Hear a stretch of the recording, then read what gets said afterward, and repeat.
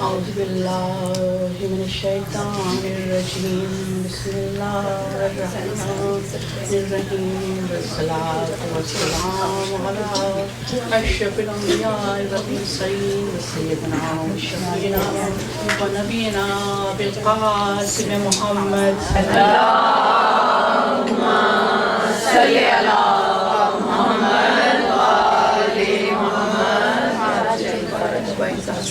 وسلم وزد بارك على النبي الأمي القرشي المكي المدني الوقتهي الطحامي وسيد الفهير وسراد المزير وكوكب الدري وصاحب الوقار والسكينة المدفون بعرس المدينة الرسول المصدق والمصطفى الأمجد والمحمود الأحمد اللهم صل على محمد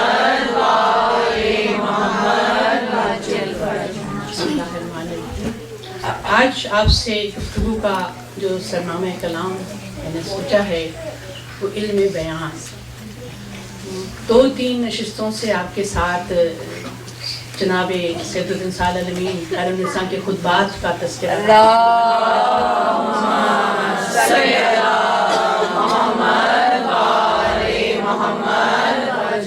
جو آپ کا مارکا آ رہا خطبہ فدق ہے وہ تھوڑا سا باقی رہتا ہے جو آج میں چاہوں گی کہ ختم ہو جائے اور اس کے بعد تھوڑی سی علم بیان کے حوالے سے ظاہر ہے جب علم بیان کا ذکر ہو تو کس ہستی کا نام آتا ہے آپ کے ذہن میں، آپ سے بہتر جانتے ہیں.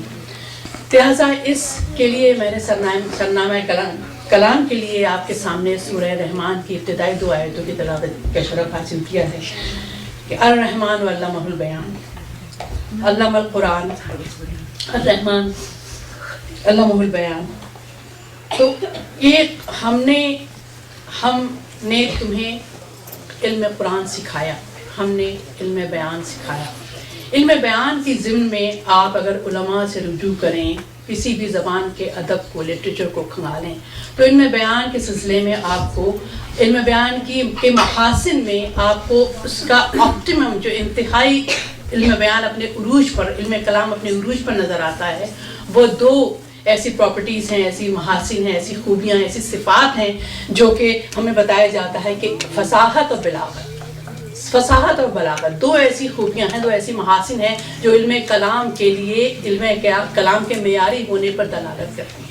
لہٰذا اب فصاحت اور بلاغت ظاہر ہے بڑے تو سب جانتے ہیں، لیکن ہماری محفل میں، ہماری مجالس میں بچے اور وہ بچے بھی ہیں اور ہم سب بھی ایک طرح سے جب چینل چینج ہو کر انگلش ہو گیا ہے تو ہم کبھی کبھی اپنے آپ کو اپنی زبانوں میں تھوڑے سے کوتاہ اپنا خزانہ ووکیبلری کا ذخیرہ الفاظ کم پاتے ہیں.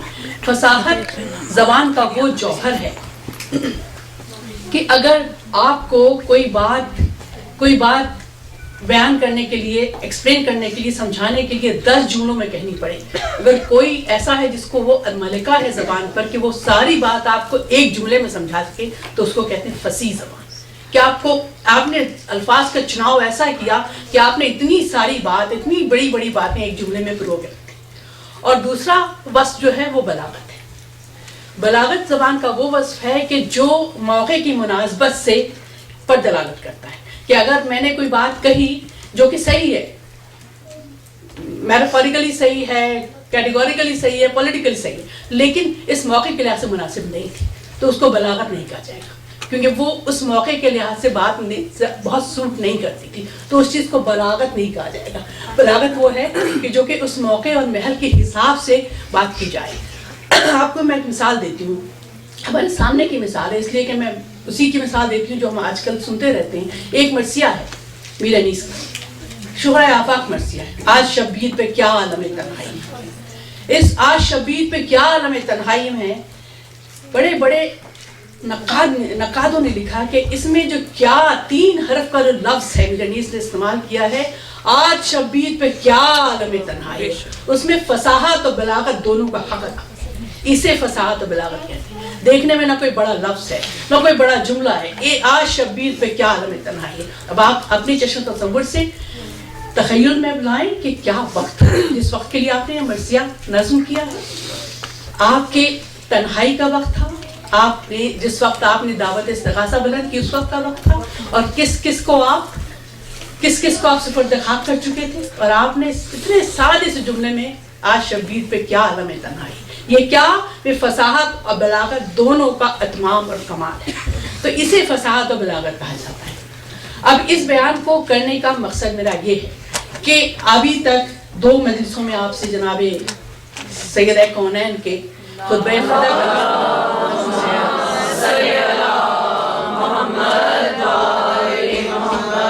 جہاں پر یہ تذکرہ ختم ہوا تھا وہ یہ تھا کہ آپ فرماتی ہیں کہ میرے بابا کی آنکھ بند ہونے کے بعد تم نے کیا کیا, تم کس طرح اپنے پیروں پر الٹے پھر گئے اور تم نے کس طرح سے شیطان کی کال پر لبیک کہا.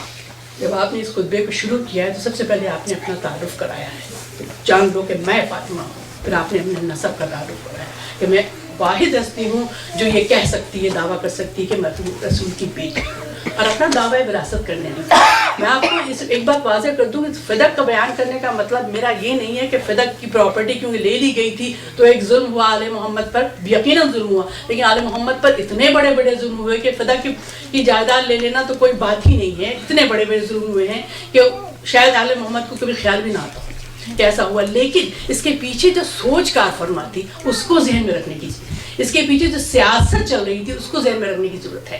فدق کے اہل بیت کے چھن جانے سے کیا ہوا, کیونکہ یہ وہ لوگ تھے جو کہ اہل بیت کی اہمیت کو, اہل بیت کی منزلت کو, اہل بیت کی عظمت کو نہیں سمجھتے تھے. وہ سمجھتے تھے کہ جیسا کہ شعب ابی طالب میں محسوس کر کے قریش نے جناب رسول مآب اور ان کے چند جانثار لوگ, چند جانثار کیا اس سے جناب خدیجہ تھی اور آپ کے اور ہمارے مولا کائنات تھے, ان کا محاصرہ کر کے ان پر دانا اور پانی بند کر دیا تھا تاکہ رسالت مآب صلی اللہ علیہ وسلم دعوی حق سے دستبردار ہو جائیں. ان کی سوچ یہاں تک تھی کہ ہم یہ دنیاوی آسائشیں اگر بند کر دیں گے تو یہ لوگ تائب ہو جائیں گے, یہ لوگ باز آ جائیں گے اور دستبردار ہو جائیں گے. اتنا ان کو ان کے نہ الوہیت کا اندازہ تھا, نہ ان کی عظمت کا, نہ ان کی طاقت کا, نہ ان کی قوت. لہٰذا وہی سوچ کار فرما تھی اس میں جو کہ شعب ابی طالب میں آپ کا محاصرہ کرنے میں کار فرما تھی کہ یہ اہل بیت کے لیے فدق بہت ہی زرخیز باغ تھا اور بہت بڑی زمین تھی, اور اس پہ بہت ہی زرخیز باغ تھا جو کہ حضرت کسی امت کو, کسی کو کوئی اسٹرگل نہیں کرنی پڑی تھی, جہاد نہیں کرنا پڑا تھا. وہ آپ کے اسلام کے حصے میں آیا تھا, مسلمانوں کے حصے میں آیا تھا. تو آپ کو خدا کی طرف سے وہی آئی کہ اس کو اپنے حقداروں کو دے دو. تو آپ نے حضرت فاطمہ سلام اللہ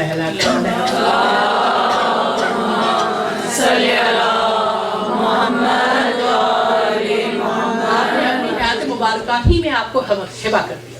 تو یہ اس کی سٹوری تھی. تو فدق ایز اٹ از اتنا امپورٹنٹ نہیں ہے جتنا اس کے پیچھے جو سوچ کار فرما تھی وہ امپورٹنٹ ہے, تاکہ اہل بیت کی مرکزیت ختم کر دی جائے, اہل بیت کو کے لیے آذوقہ حیات تنگ کر دیا جائے, تاکہ اہل بیت نہ کسی کی مدد کر سکیں اور نہ کوئی ان کی طرف کھنچ کر جائے. یہ سوچ تھی اور یہ دیکھنے والی بات ہے, اور یہ ایسا کیا لوگ بڑی حد تک کامیاب ہو گئے. ورنہ مجال تھی کسی کی کہ 50 سال پہلے 50 سال کا فرق ہے, 11 ہجری میں حضرت کی رحلت ہوتی ہے, وفات ہوتی ہے, اور 61 ہجری میں جناب امام حسین کی شہادت ہوتی ہے. 50 سال قبل جو لوگوں نے دیکھا کہ وہ بچہ جو حضرت کی پشت پر نماز کے دوران اگر آ جائے تو سجدے کو طول دے دیتا ہے, آپ کا پیغمبر سجدے کو طول دے دیتا ہے, اور حضرت امام حسین کو اترنے کے لیے نہیں کہا جاتا. اب وہی سر ہے اور شمر کے داروں کے نیچے دبا ہوا ہے. اگر آپ سوچئے تو یہ دونوں تصویروں میں کس قدر تفاوت ہے, کس قدر تفاوت ہے. اسلام کی حکومت ہے, کوئی اس نصرانیوں نے, یہودیوں نے آ کے ٹیک اوور نہیں کر لیا اسلام کی حکومت کو. اسلام کی حکومت ہے, نام کے اسلام کی حکومت ہے, اور اتنا فرق آ گیا اس 50 سال میں. کیوں فرق آ گیا؟ سیاست وقت سے یہ فرق آیا. اور جو جوش علی والی نے ایک دفعہ ایک نظم میں کہا تھا, زراہ ثقیفہ سوئے کربلا, کہ ثقیفہ کی راہ نے کربلا کی راہ ہموار کی ہے. ثقیفہ کی راہ نے کربلا کی راہ ہموار کی ہے. اس میں کوئی دو رائے نہیں, کیونکہ سیاست وقت اسی طرف جا رہی تھی. اور یہاں تک کہ پہلی خلافت کا زمانہ ختم ہوا, کرپشن اور بڑھا. دوسری خلافت کا زمانہ ہوا, بہت ہی آئرن فسٹ سے حکومت کی گئی. تیسری خلافت کا زمانہ آیا تو حضرت عثمان خود بنو امیہ سے تھے, اور اس میں جو کرپشن کا حال ہوا ہے وہ آپ دیکھیں، یہاں تک کہ امت گھر سے نکل آئی اور جناب عثمان قتل کر دیا گیا، اور اس کے بعد اس کو اس طرح سے مینیپولیٹ کیا گیا کہ معاذ اللہ معاویہ نے اور ایک اور بزرگ ہستی نے حضرت علی کو انکریمنیٹ کر دیا اس میں. تو یہ سب سیاست کا رخ تھا جو چل رہا تھا. تو جناب فاطمہ زہرا پیغمبر انصاف میں آپ کی بیٹی تھی، کوئی چھوٹی موٹی ہستی نہیں تھی آپ کی ہستی. آپ دیکھ رہی تھی کہ یہ کس رخ جا رہا ہے. تو جناب فاطمہ زہرا پر یہ واجب تھا کہ آپ پیش بندی کرتی اور دربار خلافت میں جا کے اس کے خلاف احتجاج کرتی، اور آپ نے بیان ہوئی یہی کیا. آپ گئی اور آپ نے دربار خلافت میں جا کے جب اپنا تعارف کرایا، اپنا کلیم، اپنا ورثے کا کلیم پیش کیا، اور اس کے بعد جب ان کی بات نہیں مانی گئی تو آپ نے ایک خطبہ ارشاد فرمایا اور آپ نے کہا کہ جو مجھے نہیں جانتا وہ نہیں جانتا، جو نہیں جانتا وہ جاننے کہ میں فاطمہ ہوں، جو جانتا ہے وہ تو جانتا، جو نہیں جانتا وہ جاننے میں فاطمہ ہوں. اور آپ فرماتی ہیں کہ میری زبان سے جو لفظ نکلتا ہے حق کے سوا کچھ نہیں نکلتا، اور نہ صرف میری زبان، میری کار حیات کا ایک ایک قدم حق کے اوپر ہے، اور حق کے علاوہ ہم کوئی بات نہ کرتے ہیں نہ کرتے. پھر آپ نے فرمایا کہ جب میرے پدر بزرگوار جنہوں نے تمہیں جہل کی تاریکی سے نکال کے روشنی کی طرف لائے، جب ان کی آنکھیں بند ہو گئی تو تم نے شیطان کی آواز پر لبیک کہا. تم شیطان کی کال پر، شیطان کی پکار پر پچھلے پیر پلٹ گئے، اس شیطان کی آواز پر فریفتہ ہو گئے، اور تم نے اس کی آواز پر لبیک کہہ کے سارے سبق، ساری تعلیمات بھول گئے. ابھی تو پیغمبر کا کفن بھی میلا نہیں ہوا تھا، ابھی اتنی بڑی قیامت سے مملکت اسلامیہ، ملت اسلامیہ گزری ہے، اور ابھی سے تم نے اپنی جہالت کے طور طریقے اپنانے شروع کر دیے. پھر آپ فرماتی ہیں کیا ورثے کا قانون اسلام میں نہیں ہے؟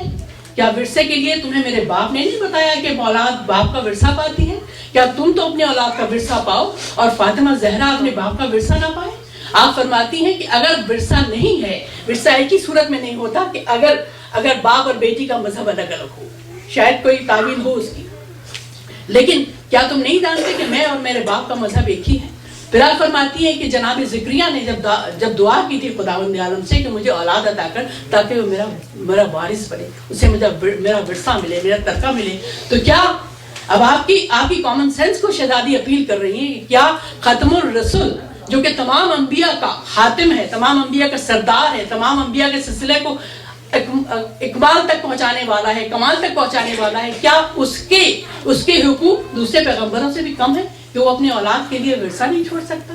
پھر دربار خلافت سے ایک جھوٹی حدیث گڑی گئی جو آپ کی خدمت میں عرض کر چکی ہوں کہ یہ جھوٹی حدیث گڑی گئی کہ ہم وہ گروہ انبیاء ہیں. میں نے پیغمبر اسلام کو کہتے ہوئے سنا ہے کہ ہم وہ گروہ انبیاء ہیں جو کہ نہ ورثہ لیتے ہیں نہ ورثہ چھوڑتے ہیں. تو آپ نے فرمایا، جلال میں آ کے فرمایا، آپ نے کہا جب میرا باپ تمہارے سامنے ایک دستاویز لکھ کے جانا چاہ رہا تھا تو تم نے کہا کہ ہمارے لیے کتاب خدا کافی، اور آج میں تمہارے سامنے قرآن پڑھ رہی ہوں تو تم جھوٹی حدیثیں کر کے مجھے سنا. یہ آپ نے دربار خلافت میں کہا. پھر آپ نے کہا کہ خیر کوئی بات نہیں، رسیاں کسی جا چکی ہیں، سواریاں تیار ہیں، مہاریں کسی جا چکی ہیں، اب ہمیں یہاں سے روانہ ہونا ہے. مجھے اب تمہارا سامنا ہوگا داور محشر کے سامنے، جس میں داور محشر ہوگا خدا تعالیٰ، اور میرے گواہ ہوں گے میرے پدر بزرگوار محمد صلی اللہ علیہ وسلم.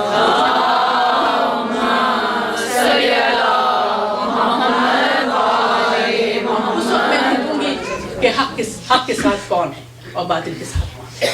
اس بات پر آپ کا یہ خطبہ فدہ ختم ہوا ہے، یہاں پر آپ نے اپنا خطبہ ختم کیا ہے. اور اس جملے کو آپ یاد رکھیے گا، یہ جملہ آپ کو تاریخ میں بار بار سنائی دے گا، بار بار سنائی دے گا کہ تو بھی انتظار کر اور میں بھی انتظار کرتی ہوں، تو انتظار کر میں بھی انتظار کرتی ہوں. پھر ہم دیکھیں گے جب ہمارا معاملہ خدا عالم کے سامنے پیش ہو.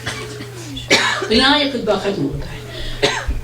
جو ذکر ہے سورہ رحمان جس سے میں نے اپنی گفتگو کا آغاز کیا ہے، سورہ رحمان میں ایک اور آیت ہے وہ مرج البحرین والتقیان، کہ ہم نے دو ایسے سمندر جاری کیے جن سے ایک اور آیت ہے اس کے آگے کہ جس سے لولو اور مرجان برآمد ہوتے ہیں، جس سے لولو اور مرجان نکلتے ہیں. تفاسیر میں ہے کہ میٹافوریکلی اس کو تمثیلاً اس کو جناب علی و فاطمہ سے تشبیہ دی گئی ہے.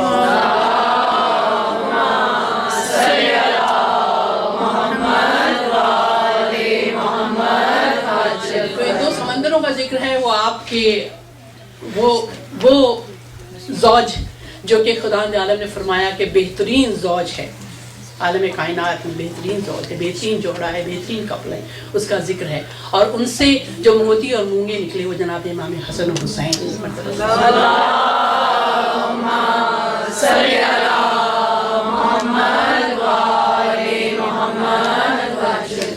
علامہ رشید ترابی کی ایک منقبت کا مجموعہ ہے، کیونکہ وہ ظاہر ہے امامت تو جناب امام حسین سید الشہداء کی نسل سے چلی، تو آپ نے اسی مناسبت سے اس کا نام شاخ مرجان رکھا ہے. یہ لولو امام حسن حسین مرجان ہوتا ہے، امام حسین حسن، شاخ مرجان اس کا ان کے مجموعے کا نام ہے. جو جن کے اہل علم ہوتے ہیں ان کو عرفان ہوتا ہے کہ ان کو واقعی ان کی عظمت کا احساس ہوتا ہے. پھر وہ ہر کام جو کرتے ہیں اس میں ان کو پتہ ہوتا ہے کہ ہمیں کس چیز کی کتنی ہمارے نزدیک ترجیح ہے. بہرحال برصغیر تذکرہ ذکر آ گیا. اب اس میں تذکرہ ہے جناب علی و فاطمہ دونوں کا، کہ یہ دونوں وہ سمندر ہیں جن سے کہ لولو اور مرجان ظفر پذیر ہوئے. تو میرا دل چاہتا ہے، ویسے بھی حدیث رسول ہے، نہیں ہے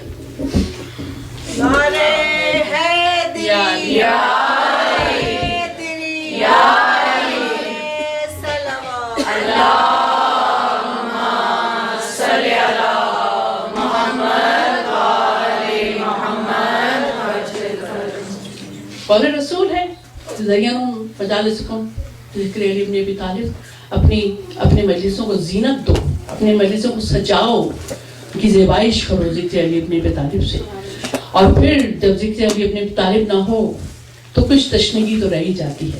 تو آج جب ذکر ہے علم بیان کا، علم کلام کا، اور فصاحت اور بلاغت کا، تو اس سے زیادہ مناسب موقع کون سا ہو سکتا ہے کہ ہم تھوڑی سی ایک مختصر سی نظر نہج البلاغہ پر ڈالیں. ظاہر ہے ان مجلسوں میں نہج البلاغہ پر کوئی وسیع گفتگو کرنے کا تو موقع نہیں ہوتا، لہٰذا آپ کے چھوٹے چھوٹے اقوال جو نہج البلاغہ میں، ان میں سے 2-4 جو اقوال میرے اس وقت ذہن میں آتے ہیں میں آپ کی خدمت میں عرض کرنا چاہتی ہوں. آپ کا ایک قول ہے، آپ حضرت کمیل ابن زیاد سب جانتے ہیں، دعائے کمیل کے توسط سے تو سب کمیل ابن زیاد کو جانتے ہیں، کہ جن کو آپ نے وہ دعا تعلیم فرمائی تھی، دعائے ابو حمزہ سمالی، جو شب جمعہ میں اکثر لوگ پڑھتے ہیں. ان کا وہ آپ کے بہت جانثار چاہنے والوں میں تھے اور آپ سے بہت کچھ گفتگو ہوا کرتی تھی. یہاں تک کہ حضرت ابو تراب شیر خدا جب حضرت کمیل کئی دن تک نہیں ملتے تھے تو آپ کو تشنگی ہوتی تھی کہ وہ علم کی باتیں کیسے ٹرانسمٹ کریں، کس کو بتائیں. ایک طرح سے آپ کا علم کا چشمہ ابلنے لگتا تھا اور آپ پریشان رہتے تھے کہ میں کس کو بتاؤں اگر سب کوئی آپ کا کوئی قریبی جانشین نہیں ہوتا تھا. تو ایسی ہستی تھی حضرت کمیل ابن زیاد. ایک مرتبہ آپ ان کو ہاتھ پکڑ کے مدینے سے باہر لے گئے اور کچھ اکیلے میں کچھ تعلیمات فرماتے رہے. پھر آپ فرماتے ہیں، آپ نے فرمایا کہ دیکھو لوگوں کی 3 قسمیں ہوتی ہیں. ایک تو وہ جو خدا رسیدہ عالم، جو خدا کی طرف اس کی پہنچ عالم ہے، خدا رسیدہ ہے. دوسرا وہ جو طالب ہے نجات کا طالب ہے. تیسرے وہ عوام الناس جن کی کوئی رائے نہیں، جس طرح ہوا چلی ادھر مڑ گئے، جدھر کی ہوا چلی ادھر مڑ گئے، جہاں جس کا پلہ بھاری ہوا اس طرف چلے گئے. تو کوشش کرو کہ ان میں سے نہ ہو، انسان ہو. اور ہر انسان کو خدا نے عقل ودیعت فرمائی ہے، اپنی عقل سے کام لو.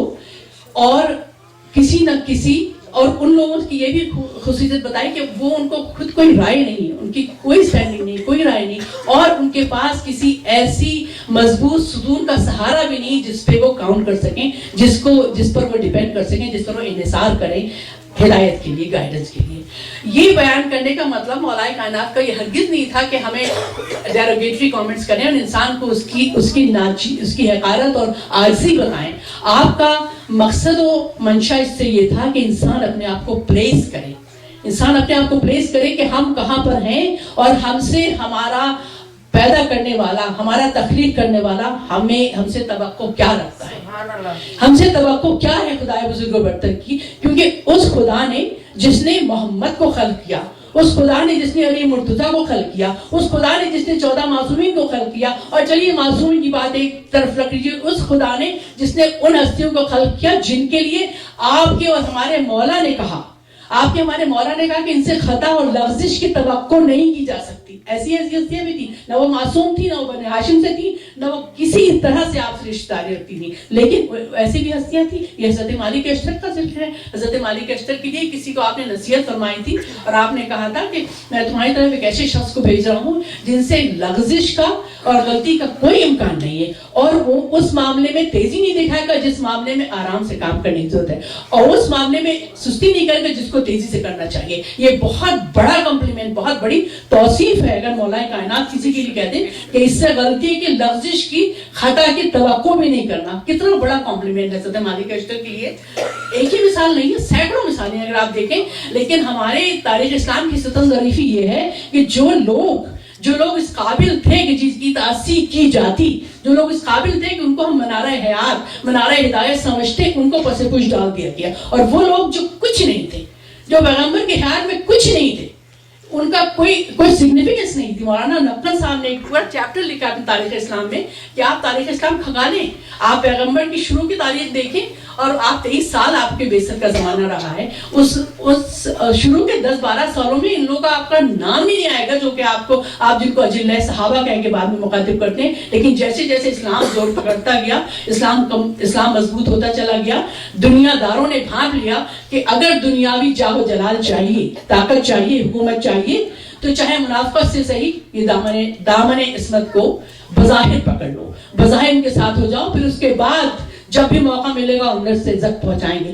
तो ये सियासत वक्त थी, और इसको बयान करने में किसी की मेरा खुदा शाहिद है, ना किसी की तज़ीक मंसूर, ना किसी की तरफ इशारा मकसूद है, सिर्फ इसलिए कि हमें अपने सामने एक वाज़ेह तस्वीर होनी चाहिए, हमारे सामने पिक्चर बिल्कुल वाज़ेह होनी चाहिए। क्योंकि चाहे किसी ने कुछ भी कहा हो, किसी ने कुछ भी गलती की हो, आलम इस्लाम का, दामन इस्लाम का उससे कोई ताल्लुक नहीं। यजीद ने जो कुछ किया वो उसकी अपनी डूइंग थी।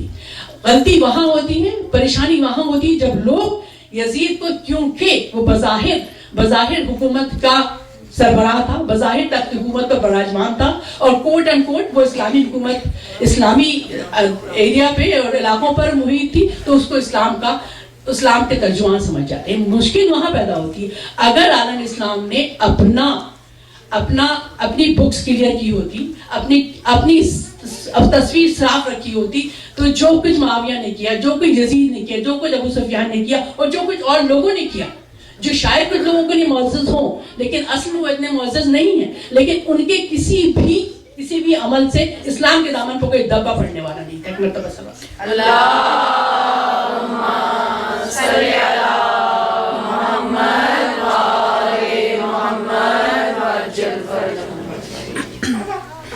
साहिब नहजुल बलागा एक और जगह फरमाते हैं कि अगर ये तो आपको मालूम है कि सहाबा कराम के ज़माने से ही और हज़रत के ज़माने से सहाबा कराम फरमाया करते थे कि हम मोमिन और मुनाफिक की पहचान एक तरह से करते हैं कि हम ज़िक्र अली छेड़ते हैं, और ज़िक्र अली करने के बाद अगर चेहरा बहाल हो जाए, चमकने लगे, तो हम समझते हैं मोमिन है, और अगर चेहरा मुरझा जाए तो हम समझ जाते हैं मुनाफिक।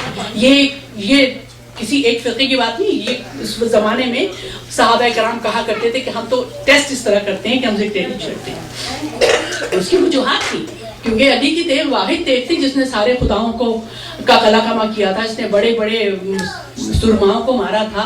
तो अगर आप दिल से इस्लाम के साथ नहीं थे तो आपके दिल में खरिश तो होगी, और आपने तारीख में देख लिया, यजीद ने दरबार खिलाफत में, तख्त खिलाफत में बैठ के ये कहा कि बनु हाशिम के पास ना कोई फरिश्ता आया, ना कोई वही आई, मोहम्मद ने माज़अल्लाह हुकूमत के लिए खेल खेला था, और मैंने अपने बद्र के मकतूलीन का बदला ले लिया बनु हाशिम से। ये यजीद ने तख्त खिलाफत पर बैठकर कहा है।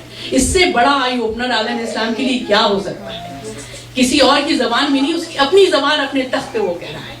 तो आप देख लीजिए कि इस्लाम के नाम पे जो लोग बैठे हुए थे, उनकी एनर्जीज किसके लिए काम कर रही थी, किसके लिए वो काम कर रहे थे। तो आप फरमाते हैं कि अगर मैं किसी मुनाफिक को सारे जहान की दौलत दे दूं,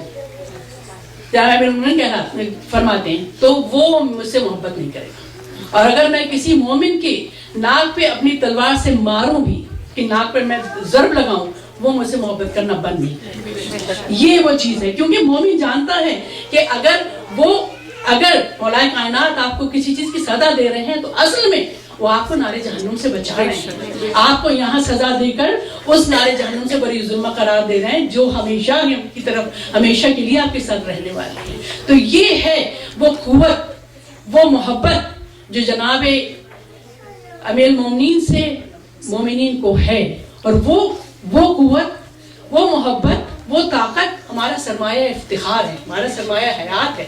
کسی ایک معصوم سے کسی نے اپنی فلاکت کی اور اپنی غربت کی، اپنی مفلسی کی شکایت کی، تو آپ نے فرمایا غالباً امام رضا کا واقعہ ہے،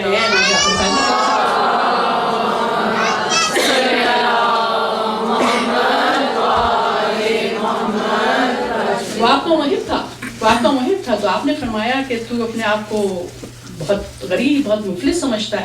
اس نے کہا اپنی پریشانیاں بتائیں، آپ نے فرمایا تو مجھ سے محبت کرتا ہے؟ بے شک جان آپ تو قربان، کیونکہ اگر کوئی تمہیں پتہ نہیں کتنے ہزاروں دینار دے تو تم مجھے محبت کرنا بند کر دو؟ اس کی نہیں کہ لاکھوں دینار اس کی نہیں۔ تو جب آخر میں بات کلمنیٹ ہوتے ہوتے بہت اوپر تک پہنچتی، تو آپ نے کہا تو اپنے آپ کو فقیر کیوں کہتا ہے؟ تیرے پاس تو وہ دولت ہے جو لاکھوں میں بیچنے میں تیار ہو۔ مطلب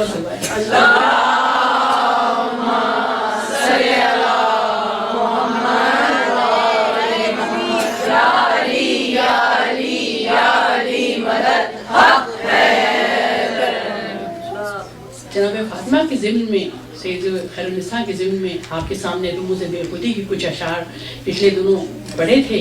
دل چاہ رہا ہے کہ 2-4 اشعار اس میں سے سلیکٹ کر کے پڑھ کے آج اس ذکر کو تمام کیا جائے۔ علامہ اقبال کی رموز بے خودی کا ذکر تھا کہ مریم از یک نسبت عیسیٰ عزیز، اس سے نسبت حضرت زہرا عزیز۔ مریم تو ہم ایک نسبت سے عزیز ہے، لیکن جناب زہرا 3 نسبتوں سے عزیز ہے۔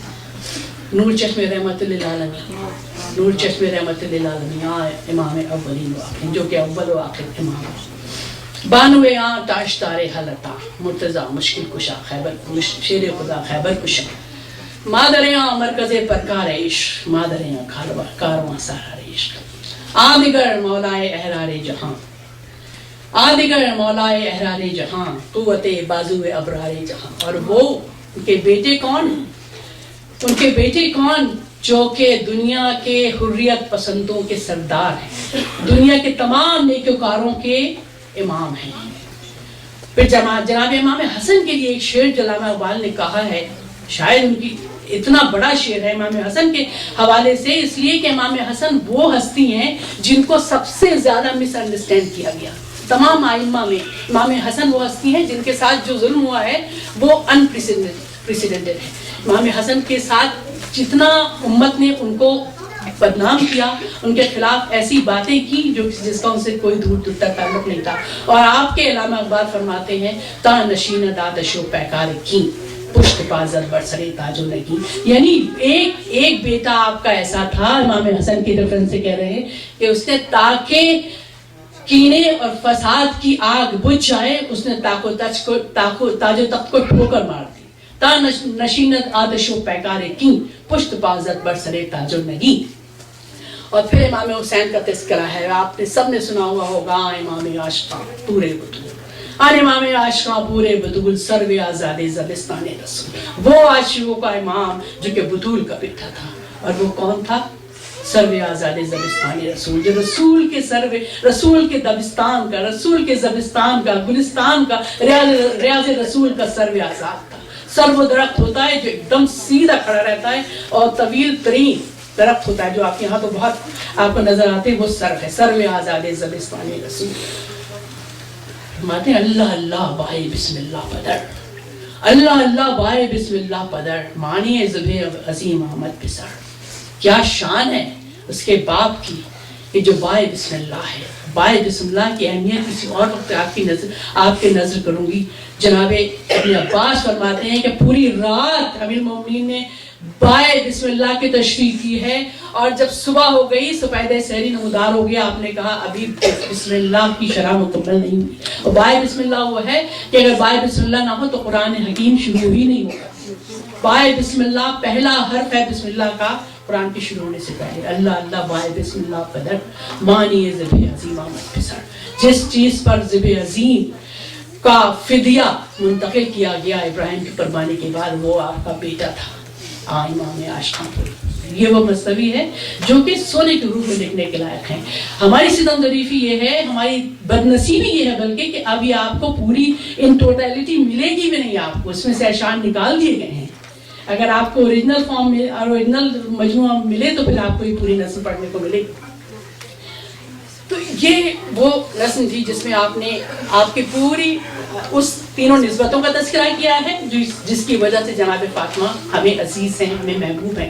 پھر آپ نے جناب فاطمہ کا خود تذکرہ کیا ہے کہ ادب پروردہ صبر و رضا, وہ صبر و رضا کی پروردہ آسیاں گرداں لب قرآن سلام, کہ جس کے ہاتھ چکی چلاتے رہتے تھے اور جس کے لبوں پر قرآن کی آیات تلاوت ہوتی ہے. نوری اور آتشی فرما برش, نوری اور آتشی دونوں اس کے تابع فرمان تھے مگر وہ خود گم. نوری و آتشی فرما برش, گم رضائش در رضائش آرش. وہ ہستی جس کے لیے نوری کون؟ فرشتے. آتشی کون؟ جن. جس کے جن اور فرشتے جس کے تابع فرمان ہو مگر اس کی اپنی رضا اس کے شوہر کی رضا میں گم تھی, اس کی شوہر کی رضا میں پوشیدہ تھی. اور شوہر کی رضا میں پوشیدہ تھی. شوہر کی رضا میں پوشیدہ ہونا بھی کتنی بڑی عظمت کی بات ہے. آپ کے ذہن میں مجھ سے پہلے وہ آیتیں گردش کر رہی ہوں گی کہ وہ شوہر جس نے اپنی جان رسول پر نچھاور کر کے رضائے پروردگار خرید دی ہو, اگر اس کی رضا میں آپ کی رضا گم ہو گئی تو اس سے بڑی رضا کی معراج کیا ہوگی.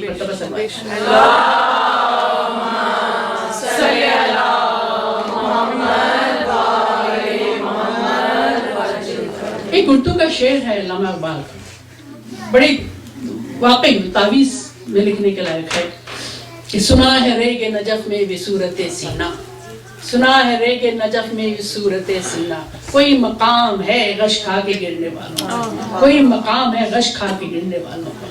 یہ عرفان ہی سے ایسے شعر تخلیق ہو سکتے ہیں جب آپ کو کسی ہستی کی مکمل آگہی نہیں ہو, عرفان نہیں ہو. آپ کی زبان اتنی طاقت نہیں پا سکتی.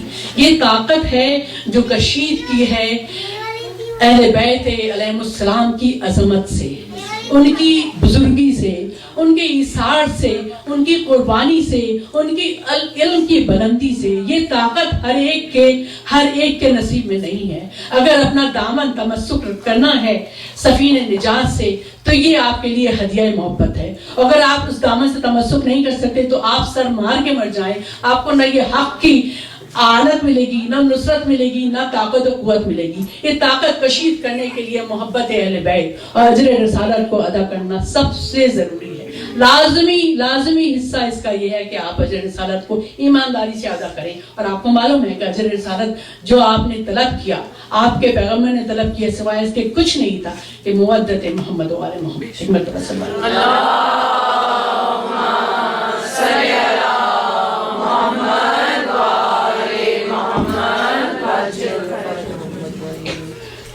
ضرورت اس بات کی ہے کہ یہ فرش ازا, یہ مجالس جو کہ اتنی مقدس اور اتنی عزیز اور محبوب ہیں ہمیں, اس مجالس کا ہم پوری طرح فیض اٹھائیں. اس مجالس کو ہم اس کے شایان شان طور پر ادا کریں. ایسی بات مجلس سے, ممبر سے, نوحے میں, مرثیے میں, سلام میں کوئی نہیں ایسی ہو جو آپ کے اہل بیت کے شان کے خلاف ہو, جو آپ اگر ہوتے تو ایسا نہ کرتے. نقل صاحب نے ایک تبصرے میں کہا ہے کہ آپ کی امامت اور جناب رسالت مآب کے بعد جناب امیر المومنین کی خلافت اور آپ کی نیابت, بلکہ وصایت اور ولایت مجھے کہنا چاہیے, اس لیے اہم ہے کہ آپ کو ان لوگوں نے یہ دکھا دیا کہ آج اگر رسول ہوتے تو اس صورتحال میں کیا کرتے. یہ سب سے بڑی بات تھی کیونکہ آپ کو یہ وہ ہستیاں تھی جو رسول کے معافی الضمیر کو جانتی تھی, جو معافی الضمیر کو سمجھتی تھی. تو آپ کے رحلت کے بعد, آپ کی وفات کے بعد, وصال کے بعد ایسی کوئی سچویشن آئی جو کہ پیغمبر اکرم کے زمانے میں نہیں پیدا ہوئی تھی, تو آپ ان کی سیرت کو دیکھ کر بتا سکتے ہیں کہ اگر پیغمبر اکرم زندہ ہوتے تو وہ ان حالات میں किस तरह एक्ट करते, किस तरह इक़दाम करते। ये सबसे बड़ी ज़रूरत थी वक्त की कि आपके बाद कोई ना कोई वसायत और नियाबत के लिए होना चाहिए था। लिहाजा उसके बाद आपकी सीरत है हमारे सामने।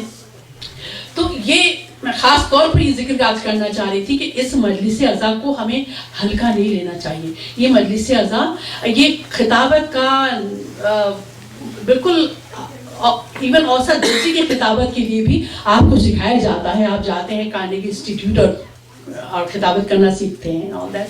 अगर आप देखिए तो सबसे पहला जो सबक पढ़ाया जाता है कि रेलेवेंस कितना जरूरी है। आप जिस मजमे से बात कर रहे हैं उससे आप कनेक्ट कर सकते हैं कि नहीं कर सकते। जब कनेक्ट करें तो उसके लिए क्या सबसे ज्यादा मुहिम है, सबसे ज्यादा इंपॉर्टेंट क्या चीज है, वो आपको देखना पड़ेगा। अब मैं आपसे आकर और सातवें आसमान की बातें शुरू कर दूं, सबको पता है कि खिलकत से पहले क्या हुआ, खिलकत और मौत के बाद क्या होगा। लेकिन ये जो दुनिया है, ये दारे दुनिया जो है, हमारे सारे अफाल हमें यहाँ अंजाम देने हैं। जो होगा बाद में वो इन्हीं अमाल का और अफाल का नतीजा होगा, इसी का समर होगा जो मिलेगा। लिहाजा हमें आज जिस चीज को हम टच कर सके, जिस चीज को हम देख सके, उससे अगर उसकी बात हम करें तो हमारे कम से कम हमारे नौजवान नस्ल के लिए और हमारे बाद आने वाली पीढ़ी के लिए बहुत ही इफादियत की चीजें होगी कि हम उनको बता सकें कि ये सिचुएशन है, उसमें किस तरह आपको करना है, किस तरह बिहेव करना है। और दूसरी बात ये कि सबसे बड़ा जो मकसद था अहले बैत की अजमत को आपके सामने रखने का, इतनी बड़ी कुर्बानियां देने का, वो ये सबसे बड़ा मकसद कि इंसान, ये दिखाना था इंसान को कि देखो इंसान किस कैलिबर की मखलूक है, इंसान में क्या पॉसिबिलिटीज, क्या इम्कानात हैं, तुम कहां से कहां तक पहुंच सकते हो, तुम कहां से कहां तक पहुंच सकते। अबू जहल भी इंसानी शक्ल में है और मोहम्मद अरबी भी इंसानी शक्ल में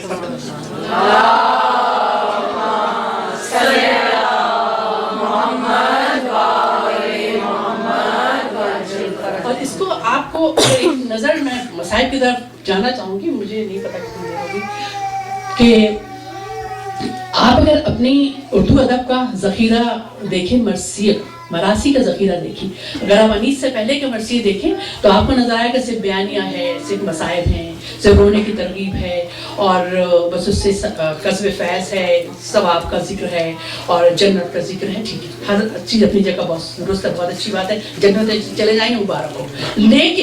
लेकिन इसके बाद ये अगर देखिए इस तरह से कि इसमें आपकी, अगर आप एनालाइज करें तो इसमें आपकी खुदगर्जी है कि हम जिक्र इसलिए कर रहे हैं कि हमें जन्नत मिल जाए। ठीक है, जन्नत तो मेरा ख्याल है उसका ऑफ शूट है, जन्नत तो आपको मिल ही जाएगी अगर आपने वो सब भी किया जो अहले बैत आपसे चाहते हैं।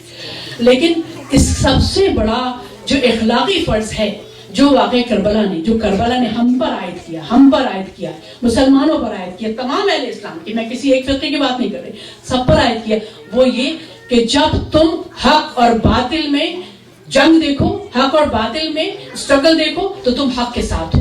तुम्हें हुसैनी स्पिरिट से, तुम्हें हुसैन की कुव्वत से हक का साथ देना है। ये ऐन इंसानियत है और ऐन शराफत है। इससे कम पे आपका और मेरा मौला राजी नहीं होगा। ये बड़ी जिम्मेदारी की बात है जो मैं कर रही, इससे कम पे आप राजी नहीं होंगे, क्योंकि आपने ये पूरा खानवादा जो था वो अमल पे बिलीव करता था, सिर्फ ज़बानी जमा खर्च बिलीव नहीं करता था। हज़रत अबू ज़र मौजूद थे और दूसरी खिलाफत का ज़माना था या तीसरी खिलाफत का कि हज़रत अबू ज़र को मदीना बदल कर दिया गया। आप सोच सकते हैं हज़रत अबू ज़र को मदीना बदल कर दिया गया, रब्ज़ा के मकाम पर आपकी उसी हालत में, ज़ईफ़ी हालत में रहलत हुई है जहाँ आपकी बेटी आपके साथ थी, कोई दफन करने वाला नहीं था, माने के अश्तर का गुज़र हुआ और आपको पता था, आपको एक तरह से मौला से पैगाम आया था और आपने उनको दफन कफन किया। तो हज़रत अबू ज़र को पूरे मदीने में किसी ने इखलाकी जुर्रत नहीं थी कि अबू ज़र को मदीने से बाहर छोड़ने जाता, इतनी दहशत थी। अभी माविया पिक्चर में नहीं आया है, अभी यजीद पिक्चर में नहीं आया है, ये उससे पहले की बातें हैं। और हज़रत इमाम हसन अलैहिस्सलाम और अमीरुल मोमिनीन आपको मदीने के बाहर फजील तक छोड़ने गए। ये अमल पे बिलीव करने वाले लोग थे, ये वो थे जिनको अपनी जान की परवाह नहीं होती। आपका तो कौल ही है, आपका तो कौल है कि अली को उससे कोई फर्क नहीं पड़ता कि मौत पर वो गिरे कि मौत उस पर गिर जाए, और मेरे लिहाज से मौत जिंदगी की हिफाजत करती है। जब तक मौत नहीं आती जिंदगी की हिफाजत मौत करती है। ऐसे अक़वाल हैं आप, और क्या विज़डम है और क्या आपकी کہ الفاظ نہیں ہوتے انسان کے پاس کہ کیا کہے اور کیا نہ کہے. تو یہ وہ ہستیاں تھیں. تو ان کا ذکر اس بات کا تقاضا کرتا ہے کہ ہم اس سے قوت کو کشید کریں, ہم اس سے کوئی پیغام لے کر جائیں. محض مل کے رو لینا وہ آپ کا حق ادا نہیں کرتا, وہ محبت حسین کا, حب حسین کا حق ادا نہیں کرتا. یہ فاطمہ کا شیر تھا, یہ محمد کا خون تھا جو کربلا میں بہایا گیا. یہ کوئی ایسی ہستیاں نہیں تھیں کہ اس پہ ہم نے 2 گھڑی ماتم کر لیا اور ہم نے اس خون کا حق ادا کر دیا. یہ ایسی ہستیاں تھیں جن پہ زمین روئی اور آسمان رویا. تو ان پہ رونے والے تو بہت ہیں, رونے والے بہت ہیں, ان پہ عمل کرنے والوں کی ضرورت ہے, پر عمل کرنے والوں کی ضرورت. یہی میسج ہے آج کے پیغام کا. اب آپ مراسی کا ذکر کیا تھا, آپ دیکھیے پہلے سے بیانیہ ہے. پھر میلانیز کے زمانے میں آپ آ جائیے تو میلانیز نے ذکر کیا ہے کہ کس طرح انہوں نے واقعہ کربلا کو ایک انسانی نفسیات کا پرتو دیا. آپ نے کس طرح سے بتایا ہمیں کہ اس موقع پر جناب زینب نے کیا, اس موقع پر جناب عباس نے کیا کہا ہوگا, کیا کہا ہوگا. یہ دیکھتے ہوئے, ان کی عظمت دیکھتے ہوئے, ان کی نفسیات دیکھتے ہوئے, ان کی پرورش دیکھتے ہوئے, ان کا خاندان دیکھتے ہوئے, اس کے بعد آتا ہے ایک پیڑھی اور آگے بڑھتی ہے, جوش ولی آبادی کا زمانہ آ جاتا ہے. وہ انتہائی گریا کے اس لحاظ سے خلاف تھے, گریا کے اس لحاظ سے خلاف تھے کہ وہ یہی کہتے تھے کہ گریا جو ہے وہ نظم العین نہیں ہو سکتا. گریا فرماتے معنی شیون نہیں, ذاکر خطاب نظم ہے آپ کی, معنی شیون نہیں میرا پیام مستقل. گریا فطری ہے, دشمن پر بھی بھر آتا ہے دل نہیں پتھر ہے, مولا پر نہ ہو جو مزمحل. گریا مومن سے تزین بزم آب و گل. یہ بزم آب و گل, یہ کائنات جو ہے کیا ہے, آب و گل کا ہی کرشمہ ہے. گریا مومن سے تزین بزم آب و گل. کون کہتا ہے کہ دل کے حق میں غم اچھا نہیں, کون کہتا ہے کہ دل کے حق میں غم اچھا نہیں. پھر بھی شغل گریا نظم العین بن سکتا نہیں, پھر بھی شغل گریا نظم العین بن سکتا نہیں. 72 خوں چکاں تیغیں حسینی فوج کی, 72 خوں چکاں تیغیں حسینی فوج کی, اور صرف ایک سید سجاد کی زنجیر تھی. ان تیغوں کی رہی دل میں نہ تیرے یاد تھی. حافظے میں صرف ایک زنجیر باقی رہ گئی, حافظے میں صرف ایک زنجیر باقی رہ گئی.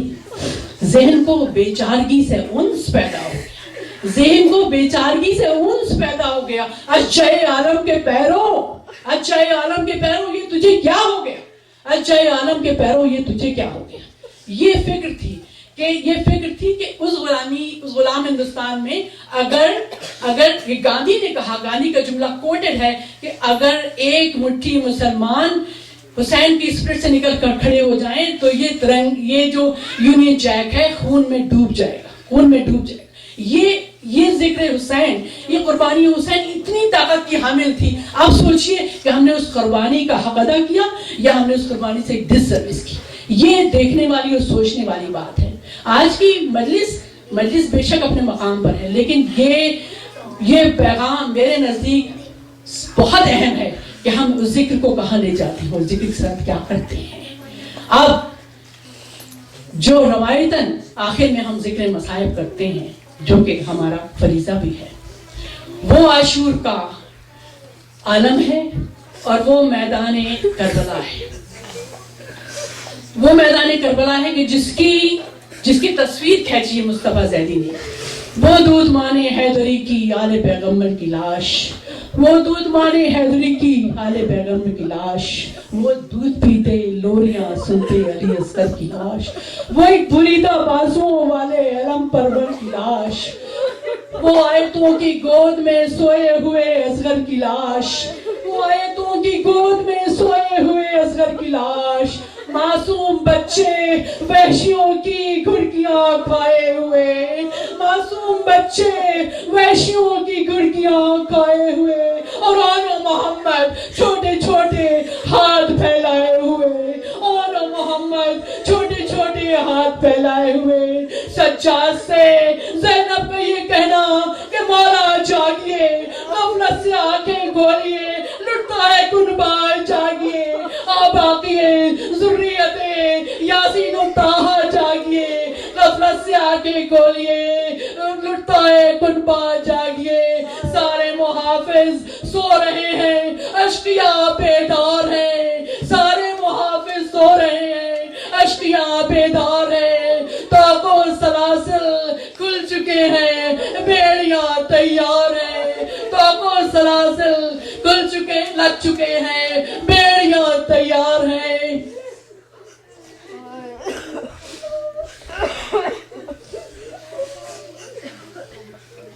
اللہ عنہ اللہ علیہ قابل ظالمین.